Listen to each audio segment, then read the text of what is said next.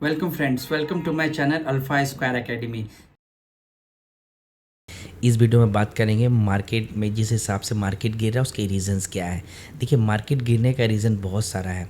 एक रीज़न से मार्केट कभी गिरता नहीं, लेकिन जो मेन रीज़न है जो आपको समझना पड़ेगा वो है एफआईएस की सेलिंग। एफआईएस की सेलिंग क्यों हो रही है? देखिए, एफआईएस की सेलिंग का रीज़न ये है कि जो यूएस 10 ईयर्स जो बॉन्ड यील्ड है, बॉन्ड यील्ड मतलब क्या हुआ, जैसे गवर्नमेंट सिक्योरिटीज़ इंडिया में है वैसे यूएस में है। तो एफआईएस जो है वो बॉन्ड यील्ड बाय कर रही है 10 years bond yield. 10 years bond yield का 10 ईयर्स बॉन्ड जो यील्ड है वो है ट्रेड कर रहा है 4.77% पर। और इक्विटी मतलब क्या हो गया? इक्विटी मतलब एस&पी। दो ही तरह के इन्वेस्टमेंट करते हैं एफआईएस, एक होता है इक्विटी, एक होता है डेट मार्केट्स में। इक्विटी मतलब क्या हो गया? एस&पी इंडिसेस जो है वहाँ यूएस की और डाउ जोन्स।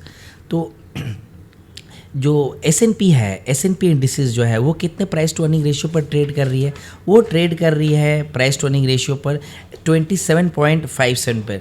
अब उसके ईपीएस अगर निकालोगे तो आप कितना आएगा? 3.62।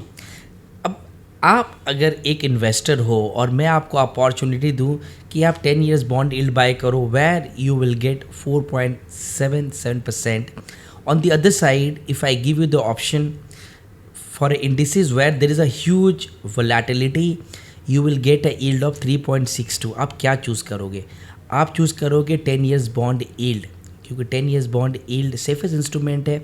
एफआईएस सेफेस्ट इंस्ट्रूमेंट की ओर जाते हैं जब मार्केट में बहुत ज़्यादा वोलेटिलिटी होती है और मार्केट कन्फ्यूज्ड होता है। क्यों? क्योंकि यूएस में भी 20 तारीख को ट्रम्प एडमिनिस्ट्रेशन आएगी, उसके बाद इंटरेस्ट रेट्स इन्फ्लेशन पे कंट्रोल किया जाएगा। कैसा रहेगा सिचुएशन अभी किसी को पता नहीं है। तो एफआईएस जो होते हैं बहुत अपॉर्चुनिस्टिक होते हैं नेचर में। दे डोंट माइंड कि किधर भी वो इन्वेस्ट कर सकते हैं और उनका इन्वेस्टमेंट एक दिन का भी हो सकता है, 10 दिन का, but they are not a long term investors. आपको समझना पड़ेगा। डीआईएस जैसी नहीं होती। DIIs is a long term investor, FIIs long term investor नहीं होते हैं। और जब वो सेल करते हैं तो बहुत बल्क में सेल करते हैं। उनका कोई भी टारगेट नहीं रहता है कि इस टारगेट पर सेल करना। वो सीधा आते हैं और किसी भी प्राइस पर निकल जाते हैं। तो एफआईएस की सेलिंग बल्क में होती है, बहुत बल्क में होती है, जिससे मार्केट गिरता है। तो ये समझना पड़ेगा 10 ईयर्स बॉन्ड यील्ड जैसे जैसे बढ़ता जाएगा, जो इक्विटी का एलोकेशन है, इक्विटी का एलोकेशन डेट मार्केट में जाएगा। अगर ये 5% पर जाता है तो आप समझ सकते हैं, मतलब जिस लेवल पर मार्केट गिरेगी। मैं डरा नहीं रहा हूँ आपको, लेकिन जो आपको फैक्ट बता रहा हूँ, आपको कोई नहीं बताता है कि यूएस में 10 ईयर बॉन्ड यील्ड का क्या इम्पैक्ट पड़ेगा, इक्विटी में क्या इम्पैक्ट पड़ेगा। तो 5% आप इक्विटी में एस&पी का करेक्शन आप एक्सपेक्ट कर सकते हैं। अगर ये बॉन्ड यील्ड 5% पे गया और एस&पी पे 5% का करेक्शन आया तो आप समझ लो 10 to 15% निफ्टी 50 का करेक्शन आना है। जो इंडिया की कुछ टेम्परेचर को देखें, मतलब निफ्टी 50 का टेम्परेचर क्या है, तो जो इंडिया की जो निफ्टी 50 जो एवरेज है वो 18% की है। करेंटली जो ट्रेड हो रही है 21.84% की हो रही है। तो यहाँ से और थोड़ा डाउन सा आप थोड़ा सा और आप समझ सकते हैं करेक्शन आ सकती है। करेक्शन आने के देखिए सेवरल रीजंस होते हैं, कोई एक रीजंस नहीं होता। जिस हिसाब से जीडीपी का डेटा है, Q2 नंबर्स जिस हिसाब से आए, अब Q3 का नंबर आने वाला, देखना पड़ेगा किस तरह से Q3 के नंबर्स आते हैं। तो मार्केट में आपको बहुत डिलीजेंटली पे करना मतलब अब आपको बाय करना पड़ेगा। आप वन शॉट पर कोई भी स्टॉक अभी बाय नहीं कर सकते हैं। आपको बाय ऑन डिप्स का स्ट्रैटेजी करना पड़ेगा। अगर किसी भी स्टॉक को आप लेना चाहते हैं, अगर आपने पार किया है 5 लाख रुपए, तो सबसे पहले आपको समझना पड़ेगा proper diversification is a very important at this point in time. और दिस पॉइंट इन टाइम नहीं, हर टाइम पर आपको एक प्रॉपर एसेट्स क्लास डाइवर्सिफिकेशन करना चाहिए। तो बाय और डिप्स की स्ट्रैटेजी अपनाइए। बहुत सारे स्टॉक्स आपको अच्छे रेट पर मिल रहे हैं। बेस्ट टाइम होता है पोर्टफोलियो बनाने का, बट प्रॉब्लम ये होता है जब ये बेस्ट टाइम होता है तभी आपके पास पैसे नहीं होते हैं, क्योंकि गलती आपसे और मुझसे ही होती है।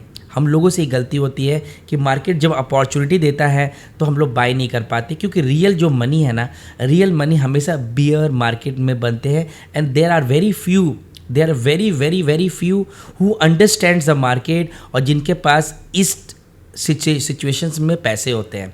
तो मैं हमेशा बोलता हूँ लर्निंग इज़ वेरी इंपॉर्टेंट। मैं भी अपना पोर्टफोलियो देखता हूँ, मैं भी अपना पोर्टफोलियो खुद करता हूँ, बट मैं पूरा एक साथ बाय नहीं करता हूँ। मैं कोई भी स्टॉक में कितना भी बुलिश हूँ, मैं उसको स्टैगर्ड वे ऑफ इन्वेस्टिंग करता हूँ। क्यों? क्योंकि अगर आपने एक मैं डिस्क्लेमर देना चाहता हूँ, कोई बाय एंड सेल का रिकमेंडेशन नहीं है। आपको जोमेटो आपको पोर्टफोलियो में बाय करना। आज जोमेटो का जो अभी मैं वीडियो बना रहा हूँ उस समय जोमेटो का रेट चल रहा है 230 का चल रहा है। अगर आपको जोमेटो में 5 लाख पार करना है तो आज आप कितना पार करोगे मुझे बता। आपको लगा वाह अभी मुझे मिल गया रेट में, मैं बाय कर लूँ, और कल को अगर जोमेटो 230 से 210 चल गया तो आपके पास पैसे नहीं होंगे। तो आपने अपनी गलती के वजह से आपने मार्केट में अपॉर्चुनिटी गंवाई है, क्योंकि आपकी लर्निंग बराबर नहीं है। आप सोचते हो मार्केट में बस आया और पैसा बन गया। मेरे को किसी ने बोला मेरा पैसा बन गया। मार्केट में इस तरह से पैसा नहीं बनता। आज मैं जो बताया ना, आज मार्केट एक साइडवेज है। कोई क्यों नहीं आ रहा, कोई क्यों नहीं बताने आपको आ रहा है कि ऐसे कीजिए वैसा कीजिए, क्योंकि मार्केट में लोगों को पता नहीं कि करना क्या है। सिर्फ ये रहता है कि जब बुल रन आता है आप एंट्री करते हो, आपके सही समय में एग्जीक्यूशन नहीं होता है, आप फंस जाते हैं स्टॉक्स में। आपको समझना पड़ेगा when to buy, when to sell, how much to sell, how much to buy. ये कैसे समझेंगे आप? आपको लर्निंग करनी पड़ेगी, आपको सीखनी पड़ेगी।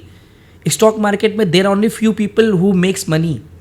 Lot of people they could not make money in the stock market, क्योंकि उनको प्रॉपर वो सीखना नहीं चाहते हैं। जो चीज़ आप सीखना नहीं चाहते हैं, आप डायरेक्ट इक्विटी में पैसे नहीं लगाइए, आप डायरेक्ट म्यूचुअल फंड में पैसे लगाइए।